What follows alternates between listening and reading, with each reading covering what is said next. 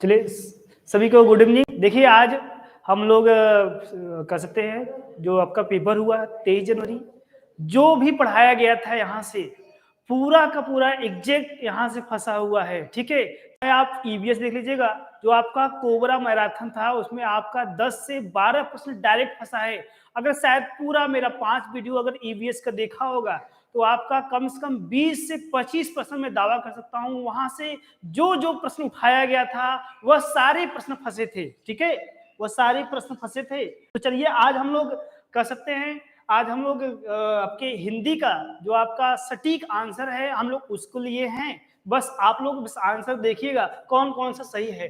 तो देखिएगा, अगर बात किया जाए अंगा का उच्चारण स्थान है, अंगह का उच्चारण स्थान है, तो अंगा का जो उच्चारण स्थान है वह क्या है? नासिक है। क्या है? नासिक है। ठीक है, चलिए क्या हो जाएगा? नासिक। ठीक, फिर नेक्स्ट बात किया जाए, दूसरा प्रश्न लेते हैं। 4 गज मलमल, 4 गज मलमल में विशेषण है। तो देखिएगा 4 गज मलमल में जो विशेषण है वह क्या है?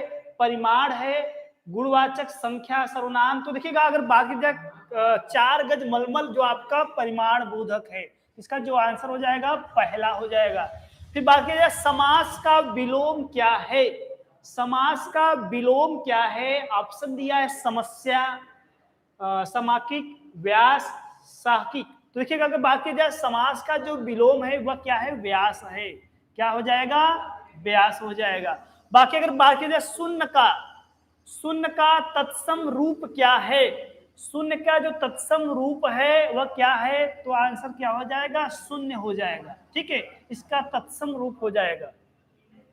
चलिए नेक्स्ट है, आंख की किरकिरी होने का अर्थ है, आंख की किरकिरी होने का अर्थ है अप्रिय लगना हो जाएगा। क्या हो जाएगा? अप्रिय लगना, आंख का किरकिरी होना। ठीक है, चलिए नेक्स्ट लेते हैं। देखिए 36 से 40 आपको क्या क्या पैराग्राफ पढ़ के आंसर देना होगा। तो देखिएगा पैराग्राफ आप लोग अगर पढ़ेंगे तो इसमें से जो आंसर होगा हम उनकी चर्चा कर लेते हैं। चलिए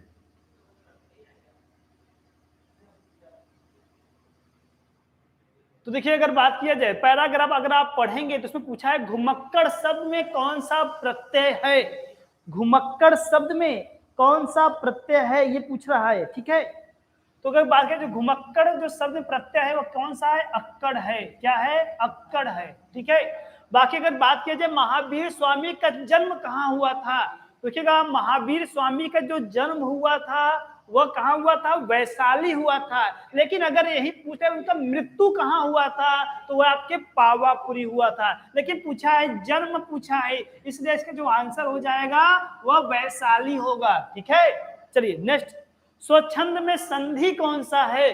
स्वच्छंद में संधि कौन सा है? ऑप्शन दिया है गुण है, दीर्घ है, व्यंजन है, विसर्ग। देखिएगा स्वच्छंद में जो संधि होता है वो विसर्ग होता है। क्या होता है? विसर्ग होगा इसका आंसर। ठीक है, चलिए नेक्स्ट दिया जाए, महात्मा बुद्ध ने जब बुद्धत्व प्राप्त किया था तब उनकी अवस्था कितनी थी? 45 वर्ष, 12 वर्ष, 80 वर्ष। तो इसमें आपका दिया होगा, देखिएगा ये है 35 वर्ष की आयु में उन्होंने बुद्धत्व प्राप्त किया था। इसका जो आंसर हो जाएगा वह 35 वर्ष हो जाएगा। ठीक है, श्रुति धर्म का अर्थ है, ऑप्शन दिया है मुस्लिम धर्म, बौद्ध धर्म, जैन धर्म, वैदिक धर्म। अगर बात की जाए श्रुति धर्म का जो अर्थ होता है यह होता है वैदिक धर्म हो जाएगा। क्या हो जाएगा? वैदिक धर्म होगा। ठीक है, फिर नेक्स्ट है अकाल का पर्यायवाची है, अकाल का पर्यायवाची है। तो अगर बात किया जाए तीसरा हो जाएगा दुर्भिक्ष हो जाएगा। ठीक है, आपका अकाल का तीसरा हो जाएगा।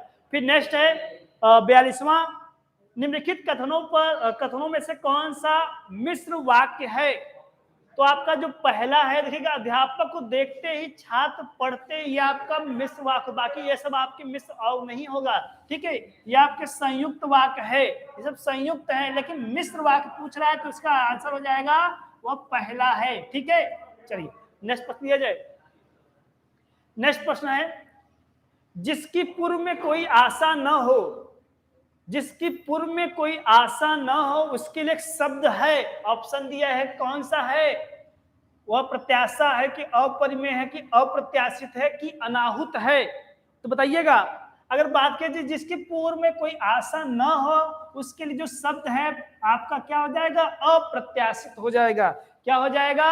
अप्रत्याशित हो जाएगा। ठीक है, बहुत ही शानदार प्रश्न है, बहुत इजी प्रश्न है। जो बच्चा यहाँ से पढ़ा होगा उसके पूरे के पूरे आपकी हिंदी में 28 या 29 सही होंगे। ठीक है, चलिए नेक्स्ट लिया जाए। मुझसे उठा नहीं गया वाक्य में वाच्य है। देखिएगा, मुझसे उठा नहीं गया, तो देखिएगा अगर बात किया जिसमें वाच्य जो हो जाएगा क्या हो जाएगा? भाववाच्य हो जाएगा। क्या हो जाएगा? भाववाच्य हो जाएगा। ठीक है, चलिए नेक्स्ट बात किया जाए। निष्कपट का शब्द का संधि विच्छेद है। निष्कपट का संधि विच्छेद जो हो जाएगा वह निहदम कपट हो जाएगा। ठीक है, यह आंसर हो जाएगा 45 का तीसरा।